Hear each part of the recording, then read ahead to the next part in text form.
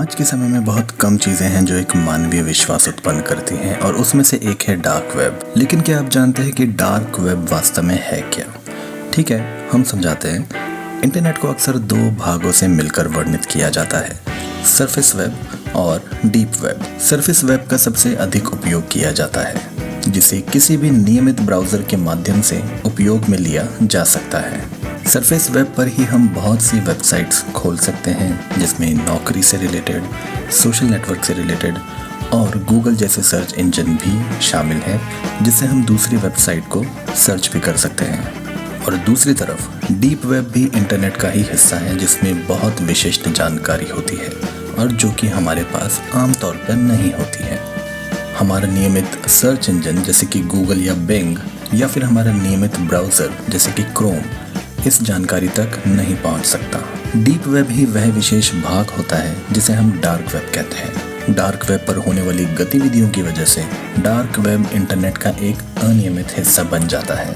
यहाँ चुराए हुए क्रेडिट कार्ड के नंबर खरीद सकते हैं, ड्रग्स खरीद सकते हैं, बंदूकें खरीद सकते हैं, क्रिप्टो करेंसी में पेमेंट कर सकते हैं, हैक किए गए नेटफ्लिक्स के अकाउंट खरीद सकते हैं, हैक किए गए सॉफ्टवेयर खरीद सकते हैं और साफ सरल शब्दों में जितनी भी आपराधिक गतिविधियां जो कि किसी कंप्यूटर पे हो सकती हैं, वह आप डार्क वेब पे कर सकते हैं। और यही एक वजह है कि डार्क वेब हमारे नियमित ब्राउज़र के माध्यम से उपलब्ध नहीं है। लेकिन डार्क वेब पर हमेशा आपराधिक गतिविधियां ही होती हों, ऐसा ज़रूरी नहीं है।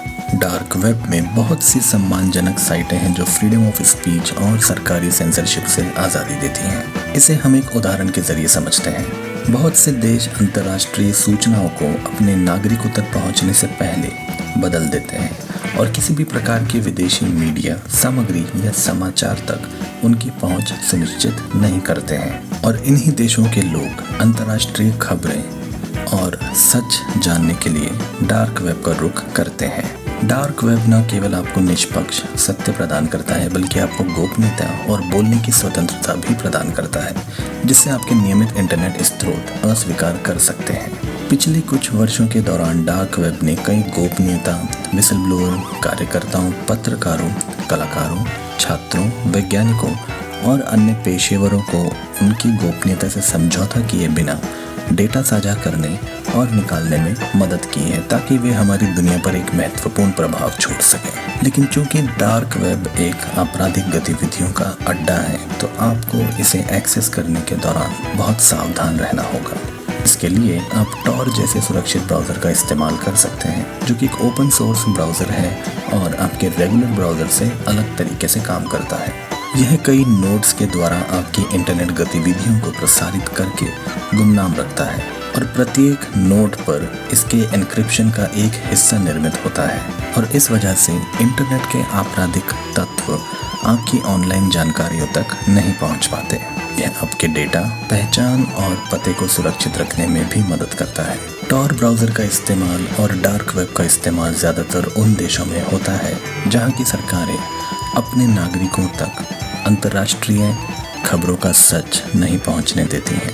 लेकिन फिर भी आपकी गोपनीयता पूरी तरह से सुरक्षित नहीं है, क्योंकि इंटरनेट पर बहुत से असामाजिक तत्व, जिन्हें हम हैकर्स कहते हैं, वह आपके ऑनलाइन इन्फॉर्मेशन के पीछे हाथ धोकर पड़े रहते हैं। और इनसे बचने के लिए बहुत से एक्सपर्ट्स आपको VPN का इस्तेमाल करने की सलाह भी देते हैं। VPN कनेक्शन को सक्षम करने से यह फ़ायदा मिलेगा कि आपके इंटरनेट सेवा प्रदाता या फिर कोई हैकर जो कि आपकी पर्सनल इन्फॉर्मेशन को हैक करने की कोशिश कर रहा है, उसे यह पता नहीं चलेगा कि आप कौन सी वेब ब्राउज़ कर रहे हैं, क्योंकि आपका इंटरनेट ट्रैफिक पहले ही एनक्रिप्ट और एनोनिमस हो चुका है।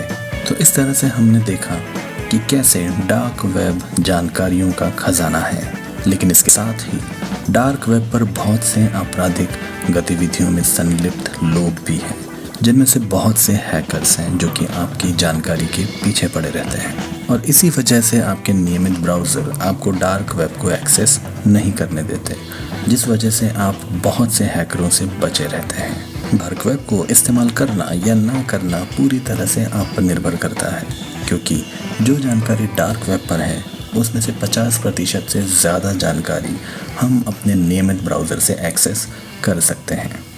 धन्यवाद।